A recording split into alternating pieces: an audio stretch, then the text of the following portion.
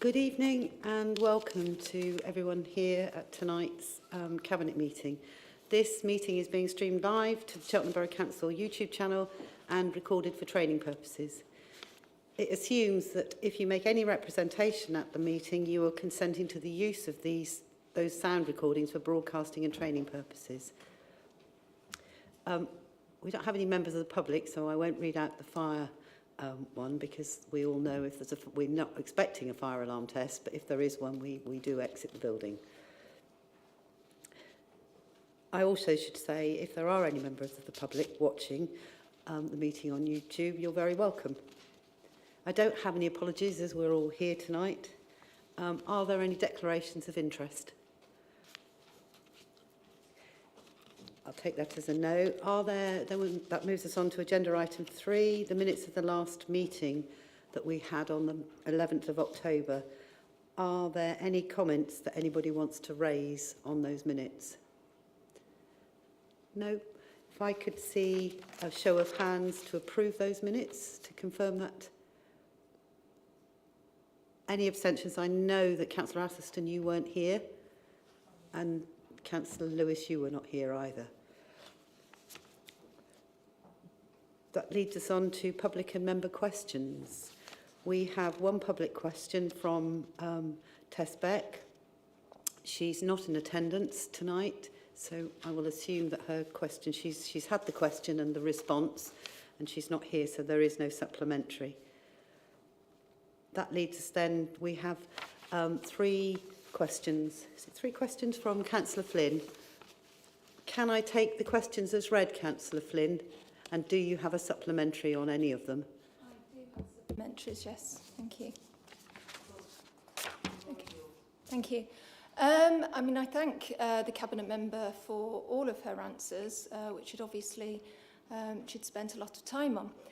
With the first one, given the quantity of the information, it's quite hard to pick out the answer, which seemed to be that there's no idea how many children have been consulted, that consultation has been ad hoc and mostly initiated by other organisations, and that she can't really tell me how it's fed into strategies. So my supplementary is based on the part of the question that mentions the culture strategy, and I wondered what specific requests were made by young people that were then incorporated into the draft culture strategy. Thank you. Yes, I can. And actually, the reason I wrote the answer as I did was because I wanted to give as full an answer to the question as was possible. And the reason for that was very simple. It's because, I don't know about anybody else here, but I'm so proud of the people who have put their time, effort and money into No Child Left Behind, that I couldn't see that just ignored for statistics.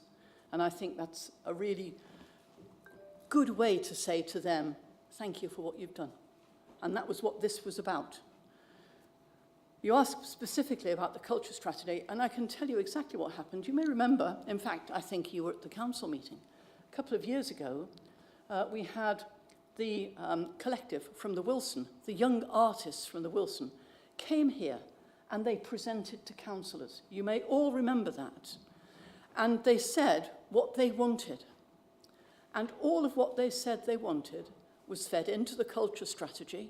And indeed, if you look at what's happening with the Wilson now, the fact that studios are being made available to young people at the Wilson being constructed from the changes at the Wilson, you will see that that has not only been listened to, taken on board, but is being enacted. And the other issue in relation to the culture strategy is that we will have a situation here where our young people will be part of that culture environment. And they will be part because there will be young people on the culture board. And I think that that is something that I think is really good and really useful, because it actually enables those young people not just to say what they want, but then to ensure that what they see as being necessary actually happens. And the organisation that was brought in fact, to help develop the culture strategy had meetings with young people all around Cheltenham, and that was also fed into the strategy. So I think, Leader, unless there's anything else in relation to this, I'm more than happy to answer any questions that you have, or indeed take this matter forward. Supplementary to the second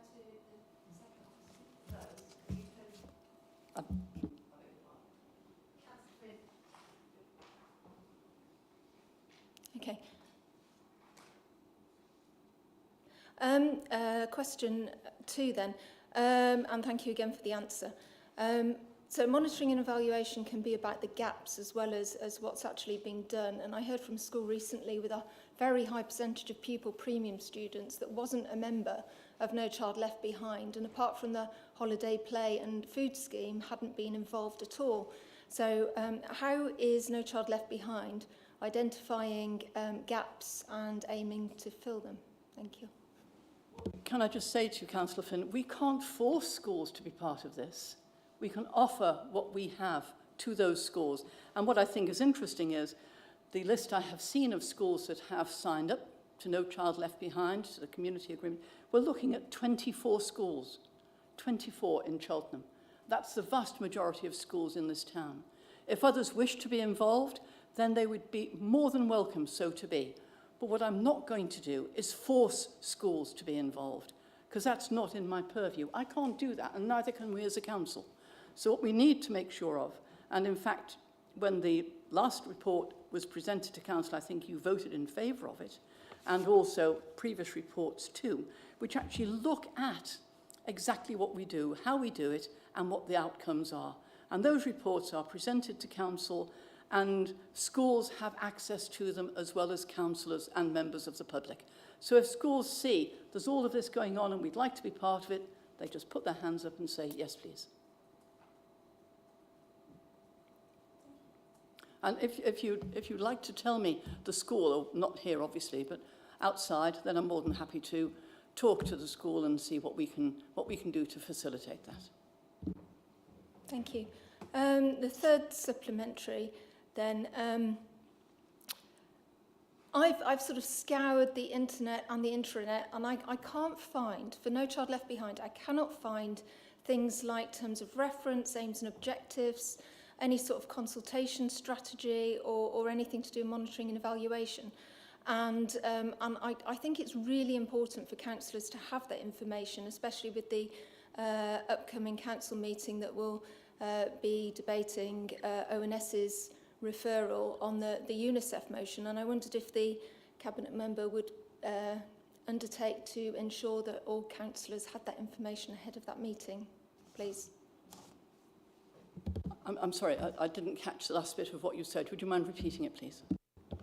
Oh, if you would ensure that all councillors ahead of the meeting where we will debate, overview and scrutinise, report back on the UNICEF motion, if you would ensure that councillors have access to the information about, I mean, I'm not sure what will actually be there for No Child Left Behind, but things like the terms of reference, the aims, the objectives, any things to do with it being set up, how it was set up, what it's meant to do, you know, so that we can measure that against what it's achieved and also the cost, how much it costs, and whether we're getting value for money. Thank you. That's a really interesting view of what No Child Left Behind is, because it's not the way it is. And actually, the aims and objectives in 2018-19, a report came to this council setting out those aims and objectives. They have not changed. They are still as they were then. And I think, as I say, I think you voted for those particular reports. We have one each year that actually sets out not just what we're doing, how we do it, but the results of what we do. The next one will be due to council, I think, in January. So as far as looking at what No Child Left Behind has done, what I would say to you is, if you go to those reports, you will see what has been done and how. What No Child Left Behind is not, is something that this council dictates to others they should do. What this council has done with No Child Left Behind is to create a town-wide organisation, a group, that comes together to do its best for the children. And don't forget that children's services are actually a county council issue, not a local issue. But with this and with the detached youth work programme that we are running, and we shouldn't be doing this, but we are, because we care about our children, those partners that come together work together. I'm not going to turn to a single partner and say, why aren't you doing this? This is not in your term. You know, that's not what we're about. What we're about is saying, okay, how can we do this? How can we make this better? How are we going to change this? How are we going to look at what's done elsewhere? Is it done elsewhere? If not, how can we create it? And in fact, I was at a meeting only yesterday where we were doing exactly that, looking at how we can create new opportunity for our young people who are going to leave school and look for work. Now, that, as I say, that's because we come together. It's not because we fight each other, not because we say, tick that box. Unfortunately, education does that all the time. We don't say, tick that box, tick that box. What we say is, how are we making this work? How are our children benefiting? How are the 2,000 families that came to various events over the summer, how are they benefiting? How are the 700 kids who came and got hampers over this, how are they benefiting? How are the youngsters who got our laptops for learning, how are they benefiting? All of this sort of thing is what we do. We don't tick boxes, we don't look at statistics, we actually make sure that what we do is effective, not just filling a box on a form.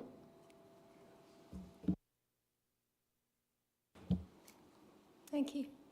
Last one then.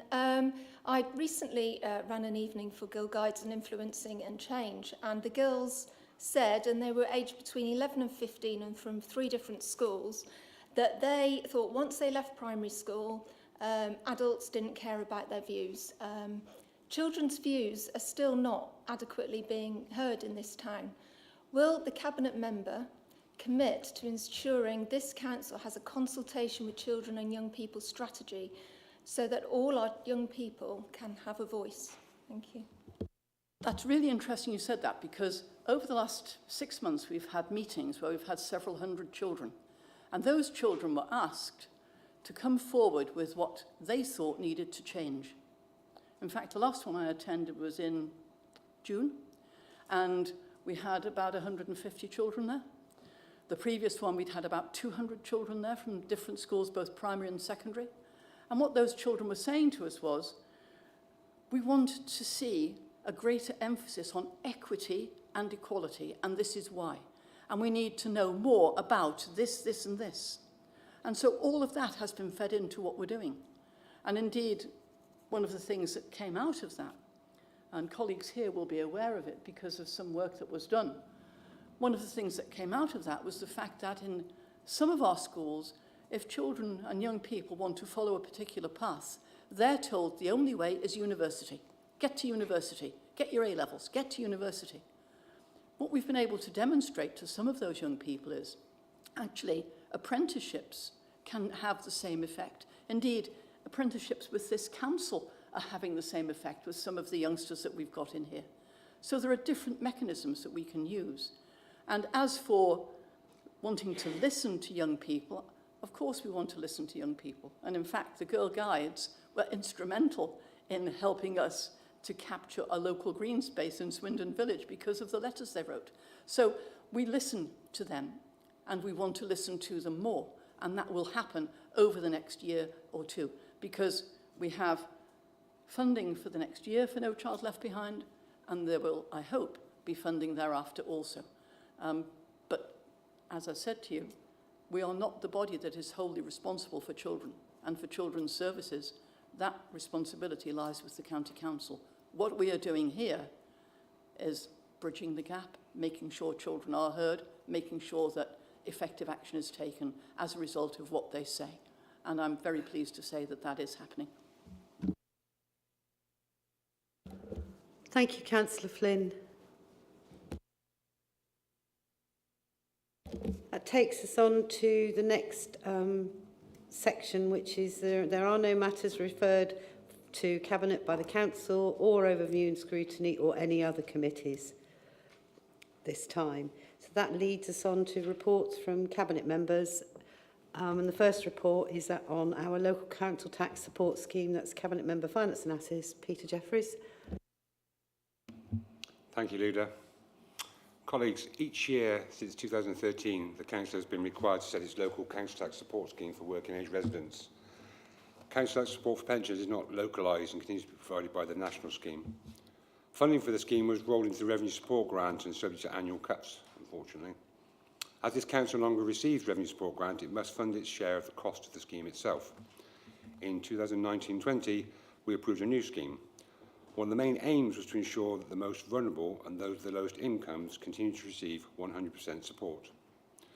The proposed council tax support scheme from the 1st of April 2023 for working age people will continue to be based on 5 income bands, with the highest providing support at 100% of council tax liability, then reducing 80%, 60% and so forth. Now, due to the increase in the impact and the impact of COVID, not due to the increase, due to the impact, my apologies, of COVID, the casework for working age people increased significantly in 2021, and that was up by 25%.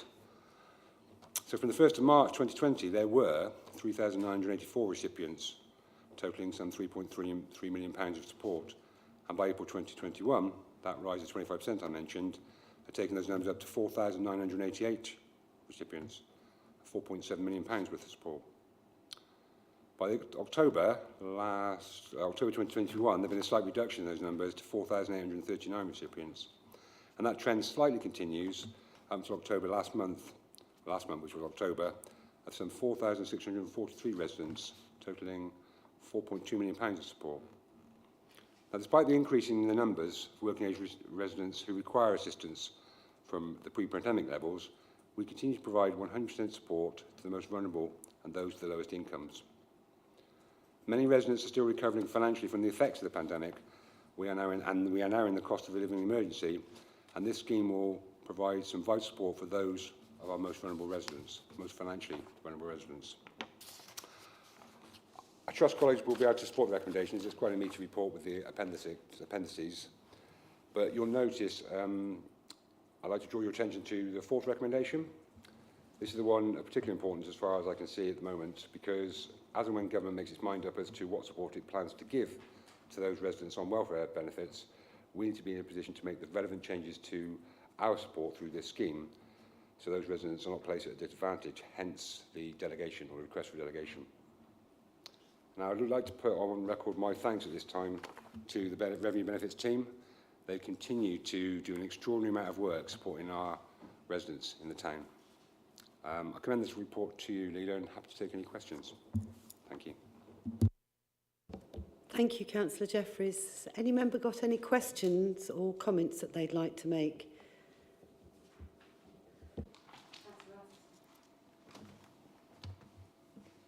Thank you, Leader. Just like to thank Councillor Jeffries for bringing this to us today, and I think it just shows how vitally important this scheme is. The fact that during the pandemic that figure did increase quite significantly, and it's great to see that it's on the decline again. But the fact that 70% are on 100% relief, I'm just very, very, very grateful that this council's in a position to offer this scheme. So thank you.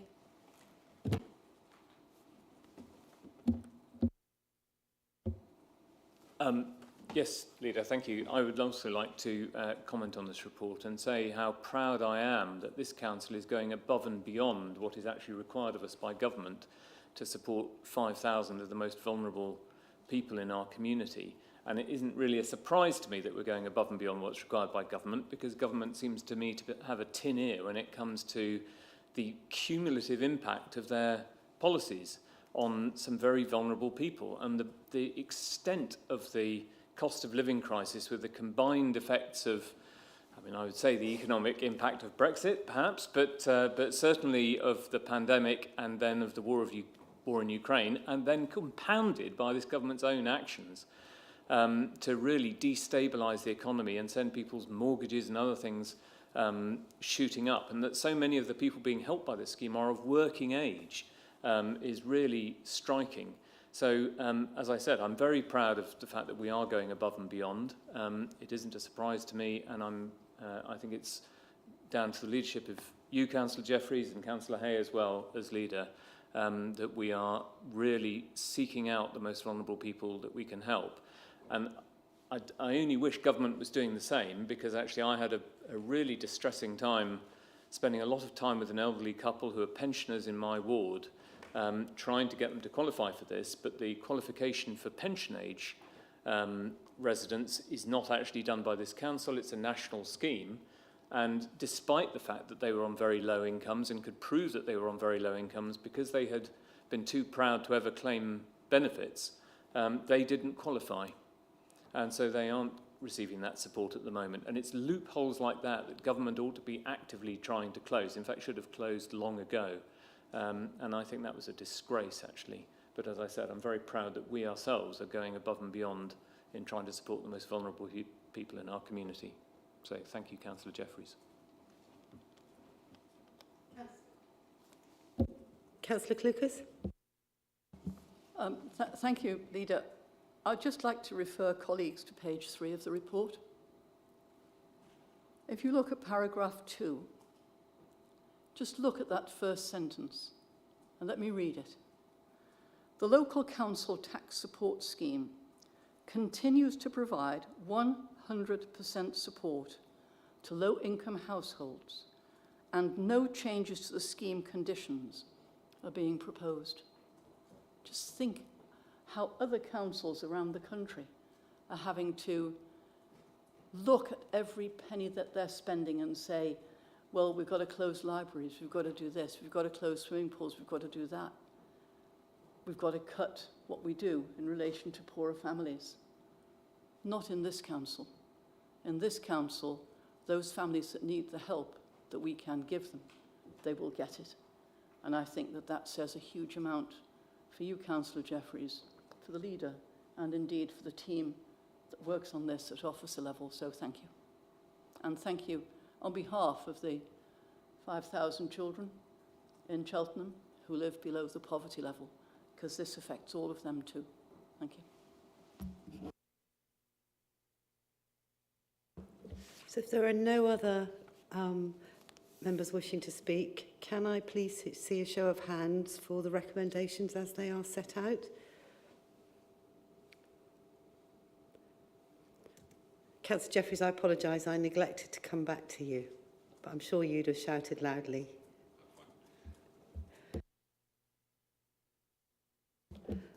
That takes us on to agenda item 6, which is the quarterly budget monitoring. And again, that's the report of Councillor Jeffreys.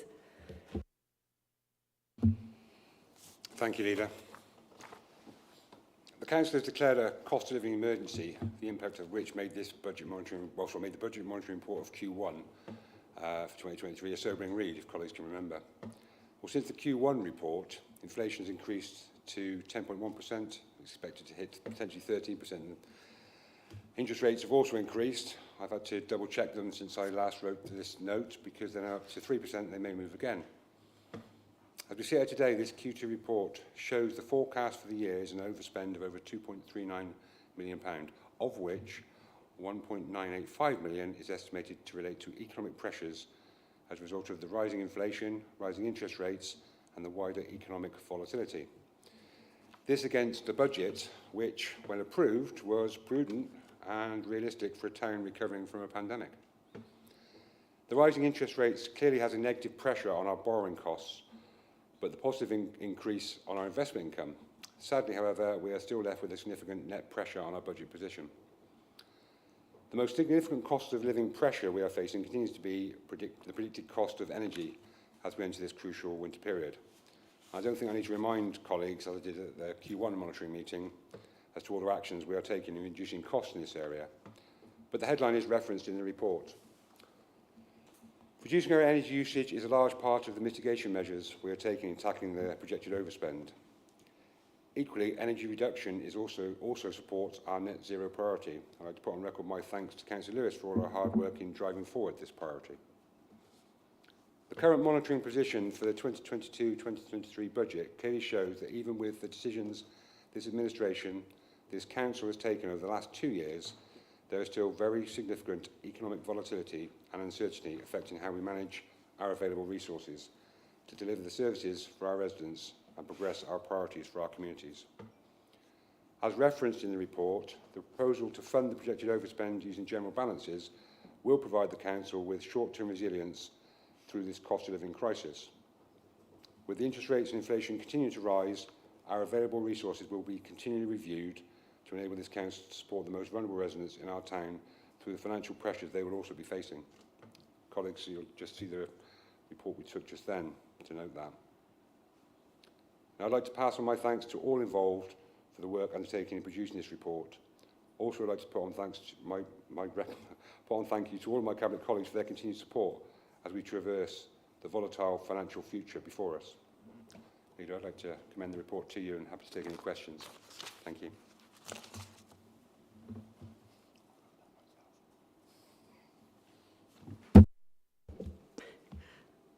Has any member got any questions or wishes to make any comment? Councillor Lewis. There we go. Brilliant. I mean, firstly, I'd like to thank the councillor for recognising the work that we're doing within the climate team to reduce our energy use. I think it's something that's so important and something that I think residents across the town will be very sympathetic with. We're all trying to work out how we can turn down the thermostat, keep the lights off and help balance our books. So it's something I think residents are deeply sympathetic with. But I think, as I'm sure Peter's response has illuminated, the significant issue for all local councils across the country is central government. They have left us, as so many of us, in a profound hole financially. It is a really tough discussion that we're all having right now, and I think we're in an incredibly lucky position, not purely by luck, but purely because of the investment that we have taken to secure our long-term finances, that we do have choices. As a council, there will be cuts, but the kind of cuts that we want to make and the kind of change we need to make to our finances are choices that we have the opportunity to make because we have managed the books so effectively, and there are so many councils across the country who are in far more dire straits than ours, and they will be put in an even worse position. So I think thank you to Councillor Jeffries and to all the officers working on this report and all the work that we're doing to balance the books and to make sure that the work we do can continue even under these really tough financial times. Any other member? So the recommendations as they are set out, unless Councillor Jeffries, that you do want to come back on anything.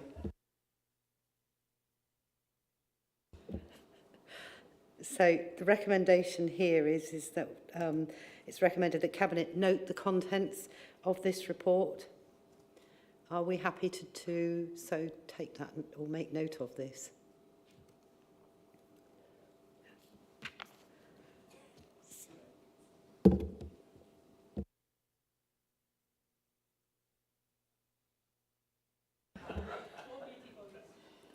So that moves us on to agenda item 7, which is the draft corporate plan. And I do stress the fact that it is the draft corporate plan. So our current corporate plan comes to an end in 22, 23, and now is the time to agree a new plan. The existing plan sets out significant flagship initiatives which are still continuing, such as our plans to make Cheltenham the cyber capital of the UK through the Golden Valley development, climate emergency action plan, a pathway to net zero and increasing the number of affordable carbon neutral homes through our £180 million housing investment plan.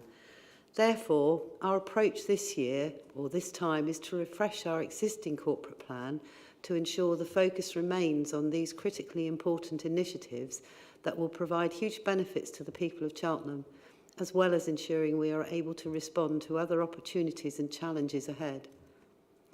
It's also important to highlight that the financial challenges facing us, or facing local government, continues with further challenges needing to be navigated, such as energy costs and wider inflationary pressures.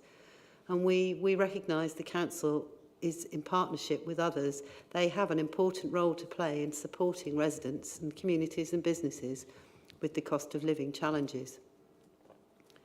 Without a refreshed corporate plan, this Council will be operating without an agreed framework of priorities and objectives. A corporate plan really is a very critical document to ensure that strategic direction and focuses and prioritisation of those resources are one of the key components of good corporate governance. I'd welcome any members' comments on this and would ask for your support as set out in the recommendations. This is, as I say, a draft. Some consultation has actually started because we've met with a couple of parishes already because there were meetings going on, so it seemed opportune to take that, to use that opportunity, and likewise with a couple of other of our partners. But this is to formally say that it'll go out to consultation, and then it will come back to council, in full council in February next year. Anybody wish to comment on this? Councillor Collins. Yes, thank you, Leader. I don't want to have a meeting where we just pat ourselves on the backs for doing a good job, or what we perceive to be a good job on everything, because everyone tonight has put in an awful lot of work. Not just members, not just the Cabinet, but the officers as well. But I just think it's probably appropriate for me to say that I recently had the pleasure of hosting a group of next generation leaders from the LGA that visited Cheltenham. And they were, basically, I'll just take you through what happened. I presented the Golden Valley development to them with one of the officers. And the enthusiasm that these people had in receiving what we were doing. And I was getting comments like, oh my God, I wish my authority was as ambitious as you. I wish we had the same sort of leadership that you do. And obviously that comes down to good corporate governance. That comes down to good management of projects and of situations. And those people, I mean, we stood in a field and we looked around, and the questions that we were getting, and I could see in people's eyes that they were very, very envious of what we have here at Cheltenham, and they were wishing that they had something similar as well. And this corporate plan just underlines that. It talks about the Golden Valley development, it talks about housing, it talks about investment, it talks about so many good things, and we shouldn't be shy in shouting this from the rooftops. We really shouldn't. Thank you. Thank you, Councillor Collins. Councillor Jeffries. Oh, I'd agree with Councillor Collins' comments there. I mean, we just talked about the budget Q2 monitoring position, which is quite a stark report. But when you look at this is very inspirational. And some of these key priorities we've named in our corporate plan, I think, are vital to this town when we move forward.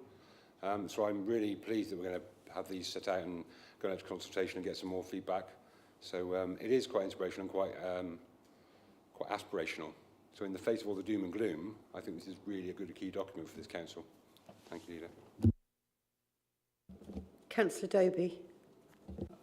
Could I just say, Chair, that you mentioned the work that's been done with parish councils as well, and I'd just like to say that there's a meeting just on this Saturday with the 5 parish councils in Cheltenham, and it's an example of how the our council is working very closely with the parish councils to ensure that we are tied in every level of government. And the parish council is coming with us on these. Parish councils are coming with us on this journey, and they're very engaged. They're coming up with their own ideas on, for example, climate change, and they're feeding into us, and we're feeding back to them.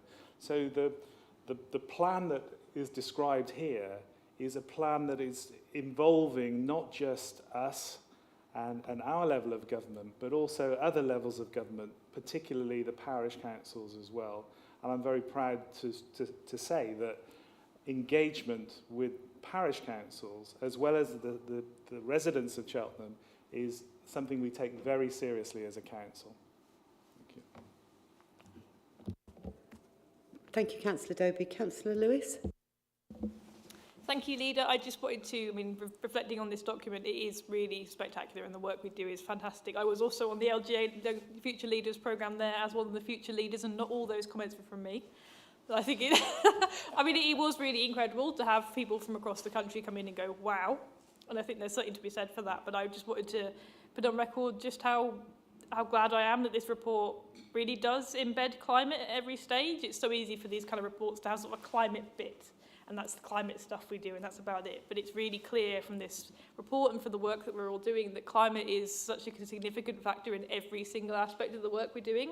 And I think, if nothing else, I think that's possibly my recommendation and my consideration in this report. I think it's a fabulous thing for us all. But thank you. Councillor Atherstone. Thank you, Leader. I'd just like to echo, I was also had the privilege of the LGA visit, and equally when they had an introduction to the work of Cheltenham Borough Homes, that was very much admired, the strong relationship we have with the council and Cheltenham Borough Homes. So I just think that in terms of our plans, our continuation to build more affordable homes in the town, the fact from the previous report and other councils across the country are really struggling from the effects of all sorts of recent economic and events, that we're still in a really, really strong position of, our pipeline of 150 homes over the next 4 to 5 years.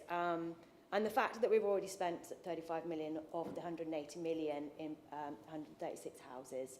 So I'm just really looking forward to the future, being able to deliver on those ambitions and goals. And I would encourage anybody that is watching online or is reading the notes from this Cabinet meeting tonight to really engage with the consultation, because we really do want your feedback. We want to make sure that even though we've done a little bit of consultation already, the more feedback we get to our plans, the better.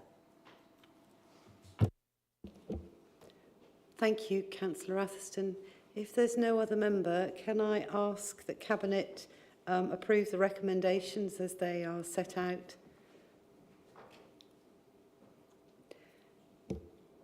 Thank you very much. That leads us on to the briefing section from Cabinet members. I'll start on my left. Councillor Hallwood. Yes, Leader. I'd like to brief colleagues on the launch of the Air Quality Action Plan for the whole borough. This is now live on haveyoursay.cheltenham.gov.uk, and we're inviting comments and contributions to it.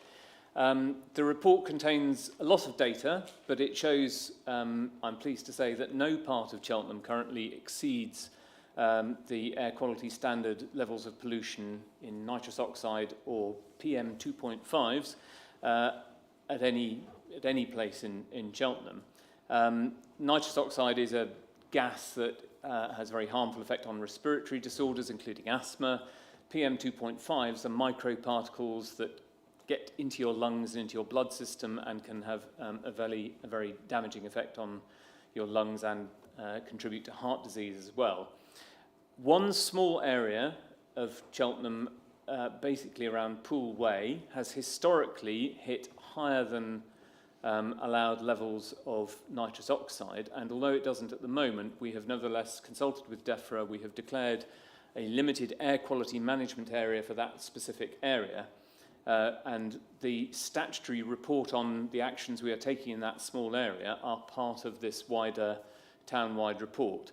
But we have been very clear, and my predecessor on this portfolio, Councillor Wilkinson, was very determined on this, that the science says that there is no absolutely safe level of air pollution, and we cannot be complacent, and we should be still working across the whole town to monitor air pollution levels and to improve them wherever possible.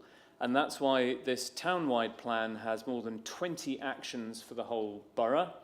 It has more than 7 additional actions specifically for that one small air quality management area under the statutory action plan.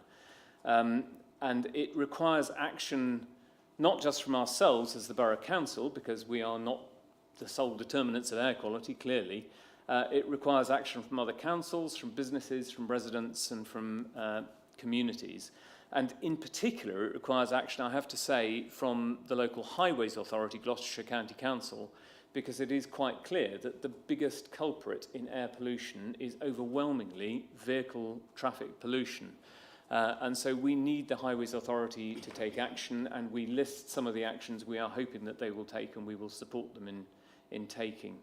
And in this, I'd like to pay tribute to Councillor Wilkinson for having set the ball rolling on all of this, but also to Louis Krogh, to Bernadette Reid, and to the environmental health team, who've done an enormous amount of work on this.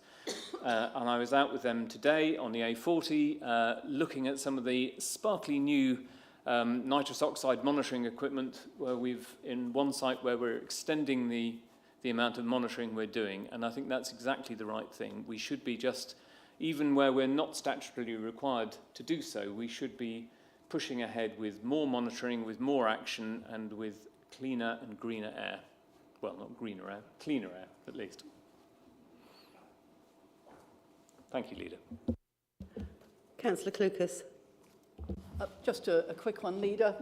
Just to say that the agenda we've just been through today formed the basis of something I was requested to do by the OECD, which you may have heard of, the Organisation for Economic Development and Cooperation.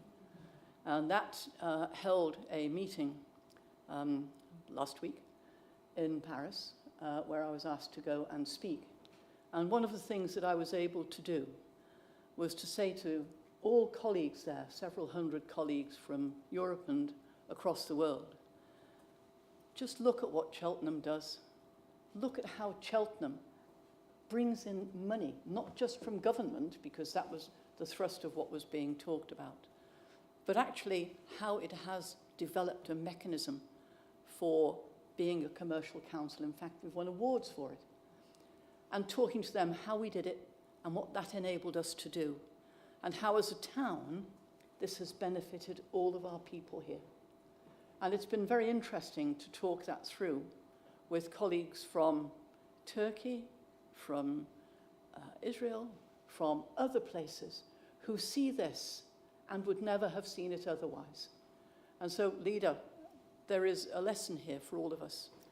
Let's not keep quiet about what we do. Let's shout about it, because by doing so, not only do we change the lives of people here because we do things differently, but actually we enable the lives of people elsewhere to be changed by learning from us what works, what can be done, and what can actually make things better for everybody. So thank you, Leader, for that opportunity.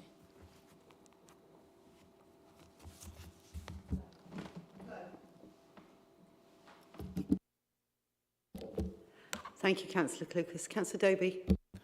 Well, I wasn't intending to say anything, but since Councillor Clucas has prompted that we should really be talking about what we're achieving, I'd just like to point out that Cheltenham was the first council in the whole country to begin roadside recycling of coffee pods, the so-called pod-back scheme.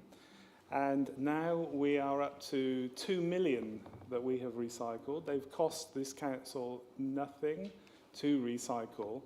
And because we've worked closely with the commercial sector in developing this roadside recycling scheme, and moreover, it has generated or created for us quite a little pocket forest.